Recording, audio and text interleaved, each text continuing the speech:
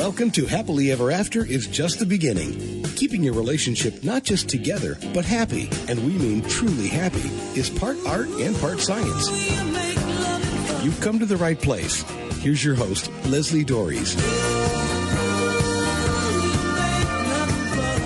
You know, I worked in retail for many, many years until I really started to hate the end of the year.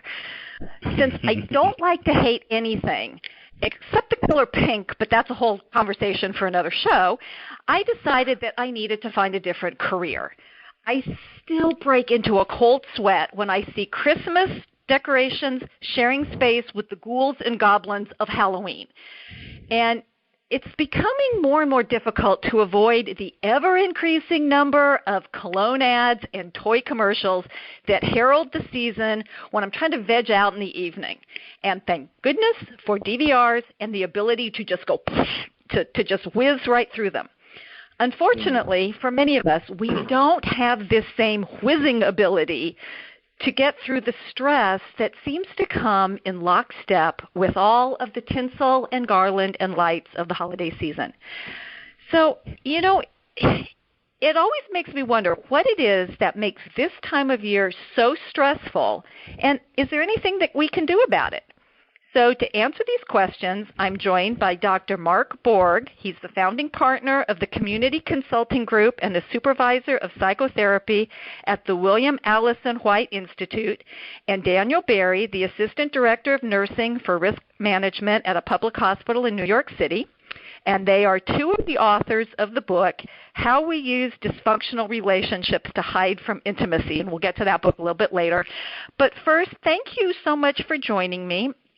Delighted. It's a pleasure. Thank you. We're happy to be here. So I've talked about this for years, and I've actually written a couple of blog posts about how to survive the holidays, you know, with your sanity intact. But why is it that at this particular time of the year, it gets so stressful? Well, it's interesting. Danny and I'm sorry, Mark, go ahead. Well, Danny and I are I guess two is a little easier than three, but not always easy. We're still learning too. But, you know, Danny and I and Grant, our partner, Dr. Grant Brenner, we focus on primarily caretaking. And that's really, you know, our primary focus for when we address stress, whether it's related to the holidays, whether it's related to couples or work.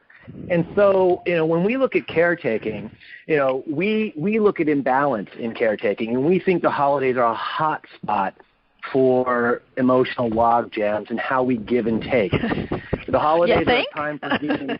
I think so. I mean, they're a time for giving and receiving, and too often, without realizing it, we get caught up in one side or the other. You know, the process either giving or receiving, and we just get lost. We get stuck, and we distance ourselves emotionally from each other, which causes immense stress. Well, and I think that there's a lot of also stuff, you know, where, you know, I'm not sure whether we should ban the Hallmark channel from the television, but I think there's a whole lot of unrealistic expectations about what we're all supposed to be doing in the holidays. And, you know, I've run across a lot of people that maybe they don't have great family relationships, or, you know, and all of a sudden it's all supposed to be love and fun, and we're supposed to be going back, and it's like, oh my gosh, does anybody really think about what happens when they go back into their family of origin? Oh my gosh. That's right. That's right. Well, that's one of the key things, I think. There's all this stuff that you mentioned around Christmas, all this making pretty, that perhaps distracts our attention from what it's really been like to be a member of our family. And whether it's the holidays or not really doesn't make a whole lot of difference in what the dynamic is, really. I was struck by your use of a language where you indicated getting in lockstep with the holidays, like there really is this highly charged expectation, and the expectations are the killer, because nobody can live up to expectations like that, especially when nobody is talking about what's really going on between them and within their family. Well, and when they're a cover-up, that may be Grant, but their expectations, I think, expectations can also be a cover-up for how things really are. Like, give yourselves a year to get over what happened last Christmas, last Hanukkah, last Kwanzaa, and the next thing you know, those expectations are actually, a delusion, really. Something's getting in the way of us acknowledging what things were really like last year and the year before, and then, like you said, Leslie, back at home when we were growing up. Well, and exactly, and this is one of those things that I think nobody ever bothers to stop and think about. And when I talk to my couples, I always say the first time you should sit down and talk about the holidays is the first year that you are an official couple. But maybe that's before you're married, definitely before, hopefully before you have children, because we're trying to combine what you're used to, what I'm used to, and then, of course, we talk about the extended families and the pressure to keep everything the same. And I keep thinking I need to have one of those little time traveler things that Hermione Granger had in Harry Potter so I could be in two places at one time. But we can't do that. We just keep adding and adding. You're front-loading it with a surefire way of creating disappointment.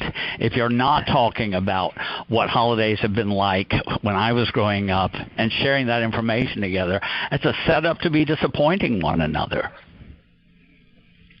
Right. So how do you guys, because I know that you work in this field, so how do you recommend that people confront, well, maybe that's part of the problem is we don't want to confront it, but actually that's right. Take a look at what they really want?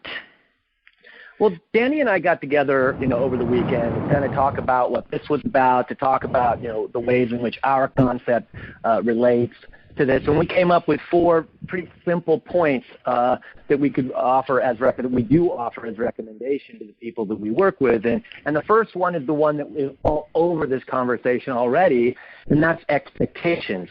We really ask people to consider managing their expectations. And number 2, we ask people to consider how they're comparing themselves, especially when they're comparing their insides with other people's outsides, or comparing themselves with what it looks like, what the Joneses' Christmas looks like, what the, all those kind of things. The next one is overthinking. We think that we wind up doing an immense amount of thinking about this that isn't very productive, gets into obsession. And the last one, I think, is where this all leads, is we, sort of ironically over-prepare. We spend so much time over-preparing, thinking about how it's going to be, preparing ourselves, girding ourselves, and in the over-preparation, we kind of forget the plan. We actually forget that we might be decent. We might actually have resources. We can join forces with other family members, with our spouses, with our partners, and actually plan something together, do this sort of holidays as a collaboration rather than some kind of, one-person show. But then you run into this, but my family's always done this. And that's right. So, and it's really interesting. And I was talking before we started the show that this actually may be the very first year that my son is not in my home Christmas Eve and Christmas morning. And it's kind of like, well, this might be a little weird, but it's also part of the process of allowing our children to grow up and kind of form their own families. And I don't know what it's going to be like. I have no idea. And it's like there's a part of me that's really nervous and uncomfortable about it, but there's a part of me that says, it's new and different. Go for it. But how do we help people get to that mindset? Well, I think again, go ahead, Danny.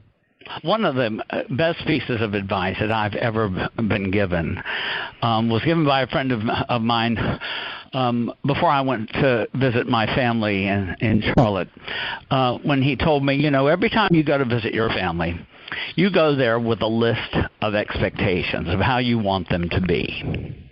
And you're just lying in wait for the ways that they're not going to be that. So you've set yourself up and them for a failure, for an unhappy visit. What you need to do is leave that list at home. What great advice. Did you? How about it? How about it? And when I started leaving that list at home, and it wasn't easy at first, but when I started to do that, what a difference it made in how much all the members of my family were able to enjoy one another. Partly because I wasn't lying in wait for somebody to do or say the wrong thing, and everybody else wasn't nervous about what is Danny going to think of that. And what a revolutionary concept to allow each person to be who they are and where they are without getting angry about it, without getting upset about it, disappointed. That's right. Well, and I want you to reiterate that again, because you said something, I don't know if you realized you said it, but you said something that was critical. You did something different, and everybody else was able to relax. And to me, that's the power that we have, is that if we go in with a plan and do something different, it allows everybody else to settle down. Yeah.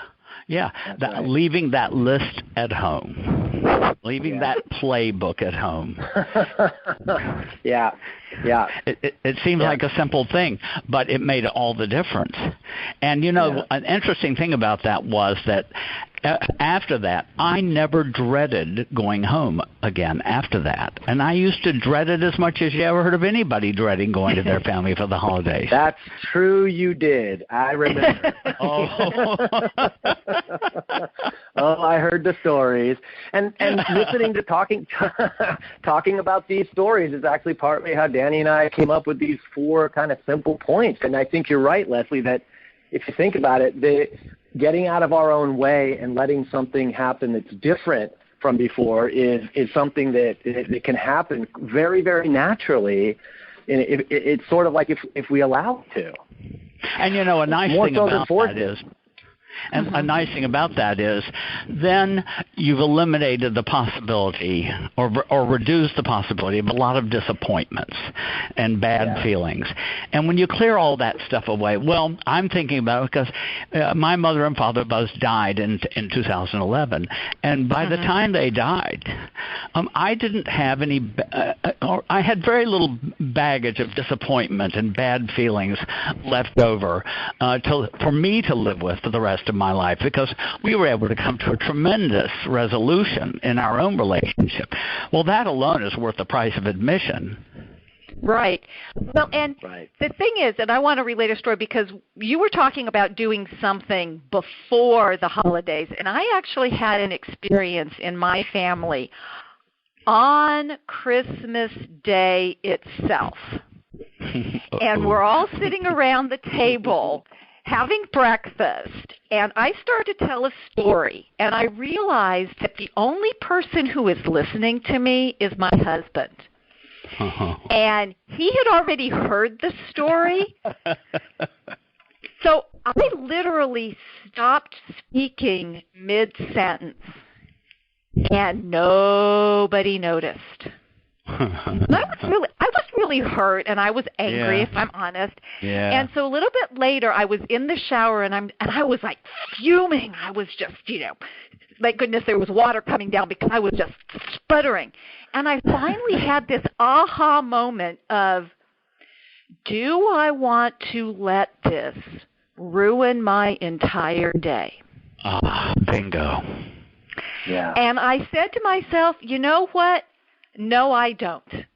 I have the power right here, right now, soaking wet, to decide that I want to do it differently. And so I think that if people can understand, and I'm not anything special, really, I'm pretty normal, but it really was, it was really like somebody had wonked me upside the head going, what are you doing? And so how do we empower people, especially when they're back in their families? How do we empower people to realize they can make those choices? Well, simply, what you said, somehow you discovered a pause button. And we highly recommend that, a pause button to give yourself some even if it's seconds, between something happening and your absolute need to react to it, I mean, that can be the difference between a good holiday season and a holiday season that you're going to have to make amends for the next, 5 years, How do we help people install a pause button? I think it's a great question. And in your example, at least hints to how we do that. Another good thing to remember is that probably every single person sitting at that table had their own anxieties about what this holiday was going to be like, just like you may have done. And so we all need to be able to give one another space for being who and where we are, and to remember to be hospitable to that. Again, instead of loading them up with my expectations. But they're supposed to be the way I want them to be, aren't they? Yes, they are. Well, and here's what we discovered, that when we really talk to people sometimes about holidays, it's actually their expectations that have changed who they think the people are. That sometimes when people get over sometimes in New York people call the holidays the Bermuda Triangle, Thanksgiving, Christmas, and New Year's. And we say, whoa, wait a minute. Do you really experience the holidays as the Bermuda Triangle, or is that just what you believe because it's in the air? Because a lot of people, when they hit that pause button, can back off and say, you know what? I don't hate the holidays. I don't hate my family. I've actually enjoy it. I just put so many expectations, and the pressure, especially as I'm getting older, are so high that like we said in the beginning, like we kind of, Danny and I and Grant, we talk about getting stuck on one side. Yeah, I am on the call, actually. So we talk about this. We talk about getting stuck in one side or the other and creating a logjam so that we're not really in a reciprocity, that empowerment that you talked about is very, very hard to achieve when you're in self-sufficiency. Well, and you're part doing of it all it, I on your think, own. well, and you just said that. I think part of the stress, I've been thinking about this a lot because this time of year is usually really bad for my clients, and January ends up being really good because I get a lot of people calling me because they're just trying to get through the holidays. Is we keep adding stuff on to our plates, and we never think, oh, I get to take something off, and we're all only given 24 hours a day, so I don't know where the extra time's coming from. But also there's this idea, I think, especially if you're a parent, that you don't want anybody to be disappointed. And so we try to make perfect whatever, it's like, Norman Rockwell, Hallmark, whoever decides perfect. And there's really no way to be perfect unless you can get in somebody else's head and figure out what they think is perfect. Because it isn't necessarily, did I get this particular gift, or did I spend, did we do this other traditional thing, whatever it might be. And I think it's that huge stress about not wanting to disappoint somebody. Yeah. Well, of course, that's real. And as I said before, one of the things you have to remember is that everybody is bringing their own stress and fear of disappointment to the table. I think a really important rule to remember is that what has always been is not what always has to be. And the things that have been disturbing, they can stop right now. Yeah. And I like that. All you have to do is look for what your own part in that was. And now there's the trouble, though, is because I can look at everybody else and go, well, this person did this, and this person did this, and this person did that, and I didn't do anything wrong. I'm perfectly fine. Yeah, but maybe my reactions were justified, right? Yeah, but you did. I mean, I heard, Leslie, I actually heard you say that you actually did hit pause. And you didn't necessarily come back with, oh, here's how I created the scenario for myself. You didn't do that like Danny suggested. Maybe that's a little more sophisticated operation. But you did hit pause for any of us. You did hit pause right? And you did say, like Danny's saying, this doesn't have to be the way it's always been. This doesn't even have to be the way it was 5 minutes ago. And that's really a brilliant moment. If we can offer our patients, our clients, our friends, our family that moment, I mean, wow, what a holiday gift, right? That is a great gift. This is grand. Mark, as you pointed out, and I think your question is kind of a deep question, how can we help empower people? You had to reach a moment of real sort of frustration and suffering to have that shift take place. Right. That's true. Well, this Which is Happily Ever After is just the beginning. I'm Leslie Dories, and I'm talking to psychologist and psychoanalyst Dr. Mark Borg and psychiatrist Dr. Grant Brenner and registered nurse Daniel Berry about how you can get a handle on holiday stress. And before we continue this wonderful conversation that we're having, I want to take a moment to remind you that you don't have to try to manage your stressful relationships all by yourself. The added end of your stress is often seen as the make or break time for relationships. And if that sounds like you, take a moment and send me an email or give me a call and take advantage of my free, no obligation, Create Your Kick-Ass Marriage Strategy session. And while I can't make any guarantees, I do know that not taking action will leave you in the same place you are today. So you can reach me at Leslie, Lesli, at foundationscoachingnc.com. That's foundations, Foundations, coachingnc.com. Or you can call me at area code 919-924-0463. So now back to this conversation about trying to reduce, because I'm not going to say eliminate, stress from our relationships. So is there a difference between dealing with your own family and going to the in-laws?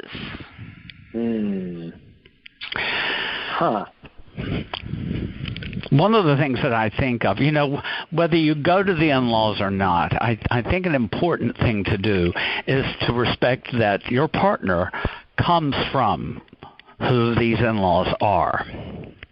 And it's so important to be willing to accommodate that, because you want that same kindness and hospitality extended to yourself. And to remember also that they were who they are long before you met your partner, your spouse. And that's just basic good manners. Well, at the holidays, that may be the hardest time to bring oneself to a consciousness that all that's being asked of me is to be polite in the same way that I would be polite to somebody on the subway or to a client or a patient that I'm dealing with. Right. Not having ridden the subway very often, I'm wondering, are people actually polite to each other on the subway? But we are. We really are. Good. We have to be. We wouldn't. I don't think there would be a New York City if we weren't. I mean, the whole thing would have been pulled down by the rafters. Yeah. It's natural. I have to say yes and no on the subway politeness. I think the subway tends to split people into two groups: the nice ones and the not so nice ones.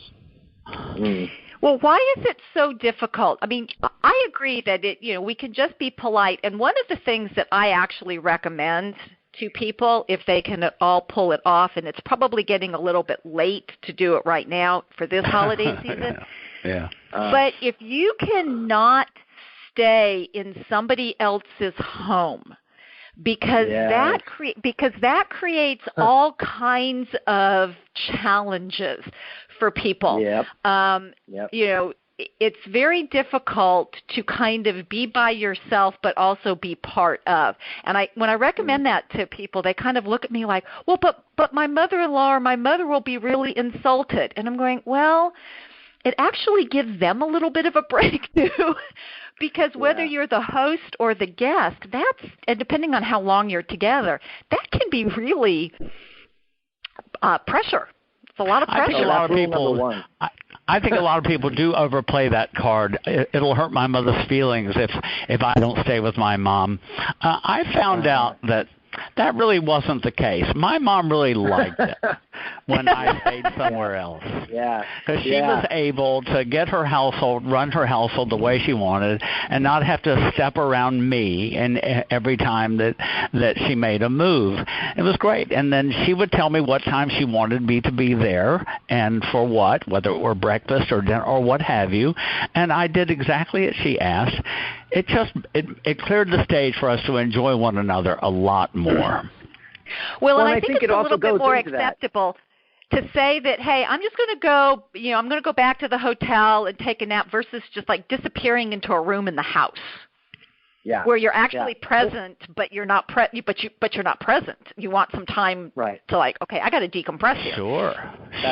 That's right. Yep. I liked doing that. I liked doing that. It made me feel a lot more freedom also to keep up with my life if I needed to. If I needed to catch up with my email, if I needed to call my partner on the phone and speak with him for a while, it gave me an opportunity that I could do that. That was a great outlet. Yeah. And, of course, as my mom and dad aged, as much as my mother and father loved me, that didn't necessarily mean that they wanted their 50-year-old son underfoot all the time. No, I would imagine so. Yeah, I think that's been a holiday saver for me and my family for years too. I take a multi-destination journey to Oregon and then California, and we found that having that hotel, having that place to go, it's everything we've been talking about. It allows us to decompress. And we for years made the mistake of thinking that the person who was hosting this holiday party was, drawing everybody in, and she wanted everybody there, and there was this great thing that everybody was doing for them, for that particular family, to go all the way there and to spend all this money. And truth be told, 10 years later, we found out that it was just this terrible hassle for her and that she was feeling terrible pressure. And so maybe one of the big suggestions for the holidays is, can we talk? Can we talk about what this is like for each other? Can we create and maybe before that, can we even create a safe space where we can actually talk to each other honestly about what this is like? I think that's the answer to the in-laws. I think that's the answer to the spouse, who feels like, oh, I need to sleep in my childhood bed, whatever. It's conversation. Let's talk about this. Who knew that the answer was conversation? What a novel concept. I know. What a crazy idea. I blew it. You guys are just wild and crazy. I can get that. I know. Well, we live in New York, we have to find our way onto the subways if we're Grant. Well, I mean, and that's why I talk to people, and I really would have loved to have had this conversation with you guys back in September, because it's really getting people. When those decorations are actually, I remember before I left for school in September, I was in a Hallmark store and they already had the Christmas decorations out, and I'm going, oh my God, stop. But maybe we just don't take them down. This idea that we need to plan this, and this is why I suggest to my couples that you start this process early, that you start having this process about what do we want to do for the holidays and how do we want to make it our own, so we're suddenly not on whatever this is, mid-December, going and now telling somebody, hey, I'm not going to be coming, or I'm going to be staying at a hotel or whatever, that we're actually giving people time, both ourselves, our partners, our families, to adjust to any of these differences. I think that may be especially important early in a relationship. If your family is meeting your partner for the first time, no pressure there. Yeah, right, exactly. So that escape hatch is, I think, particularly important in a case like that, especially if there's some real apprehension or some real feeling that if your history tells you my mom and dad tend not to like the people that I bring home. So you want to diffuse that as much as you can. So give yourself that place to go and not have everybody on the spot all the time. That's right. Right. That's right. And for me, if you can do it before there are children present, because, of course, children change everything. And what I used to do before I had a child, I may not be willing to do now. And I am forever indebted to my brother-in-law, because my sister and my brother-in-law were the first ones to have a grandbaby. And my brother-in-law decreed that Christmas morning was always going to be at their house. Oh. And I went, yes. So by the time I got around to having a kid, it was like, my mom was definitely used to this idea, and it was really, and I had great in-laws. And so it was like, yeah, Christmas morning, our house. Christmas afternoon, we're happy to come to your house. But Christmas morning, and I went, yes, thank you. Nice compromise. Nice way to do that. Yeah. Right. Yeah. And, I think it's important, but then we end up, and I know you guys see this all the time, of this intergenerational conflict where I have to please my parents even though I'm 50 years old. Yeah, sure. Yeah. Well, and we see it even going further, because if you actually come back to my original comment, we actually see, because we talk a lot about, as I said, caretaking. So we don't see it as just pleasing our parents. We actually think that we are compelled, at times driven, to take care of our parents. And the holidays may very well be a time where we contort ourselves back to old shapes that we thought were taking care of our parents, and then we just get back into old routines. It's almost as if we're mindlessly going through the motions, and everybody's playing into it. This is actually what we call, that would be a definition of our book. Our book is called Irrelationship, and we believe that it's this caretaking routine that distances you from actually experiencing it. So we actually think the worst thing that you can do on the holidays is exactly what we're saying. Fall into these routines and you're not even there. It might not hurt. It might not be scary. You might not be consciously anxious. But the worst thing is you might not actually be there at all. You might have checked out. Right. You could be physically present but not emotionally or cognitively there. That's right. Right. That's right. That's our big concern. That's our big area of focus, is how to help people be present with each other on the holidays, how to drop the routine and be present in yourself, in yourselves, in the relationship. How can you be present with and for each other? So would you guys ever, because sometimes I will tell people that if it's too painful for everybody involved, it's okay not to go visit your family over the holidays? Yeah. Oh, yeah. Do you guys ever recommend that? Yep, I have. I'll tell you, it's not the thing that I would spring on them a week before Christmas. Oh, no, definitely not. No. Definitely not. But there are definitely boundaries that include that. There are boundaries that include, especially if they're still in a process of being negotiated, say if someone's going from what has been a tumultuous or especially abusive relationship, and they've just mindlessly walked into holiday seasons not really recognizing that they're being re-traumatized. Sometimes you work out a system with the patient that is a negotiation, mostly between themselves and the therapist, which is to set a boundary that's actually functional. That doesn't mean they're never going to Christmas or wherever they're going to, whatever holiday, ever again, but it does mean they're going to be more consciously aware of the effect, and they might need a break. And we might need, as a therapist, we might need to support that.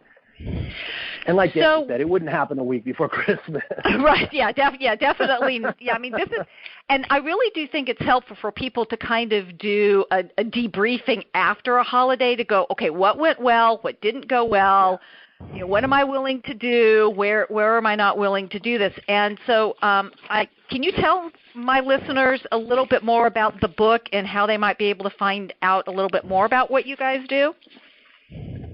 Grant, you want to tell them? No, it's okay. You can go ahead. I'm sort of checked out because I joined late. So I think I'll remain a little checked out. All right. So our book.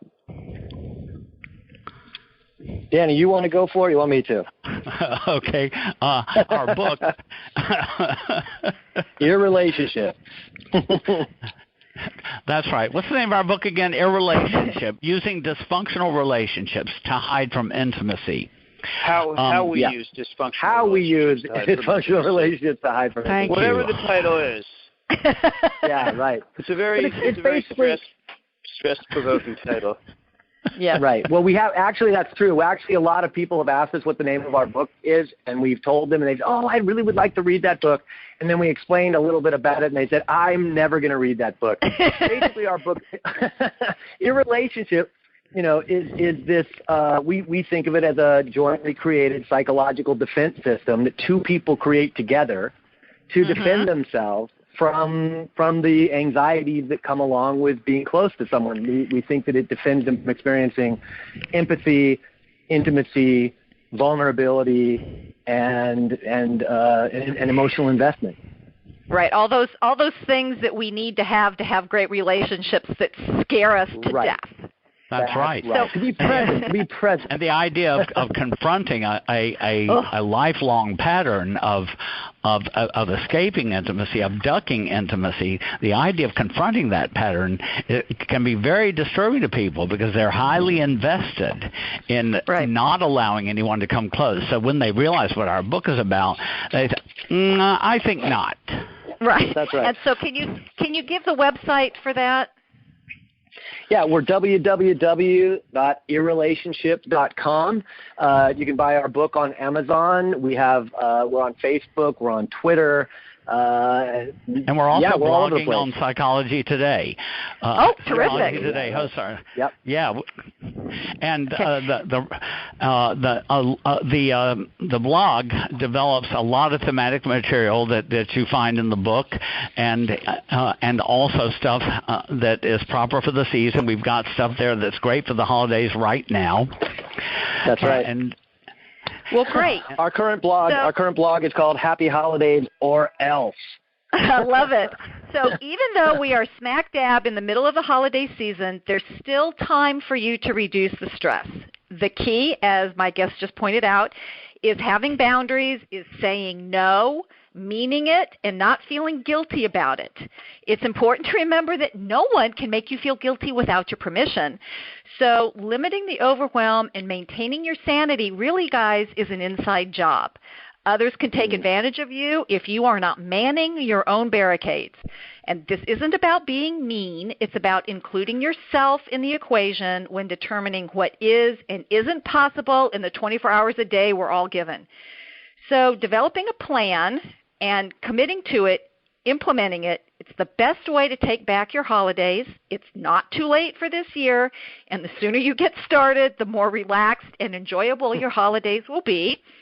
So what is it that you can take off your plate? Join me next week when my guest, Vicki Larson, author of The New I Do, and I will be talking about the pros and cons of having an actual contract for your marriage. So until then, stay loving.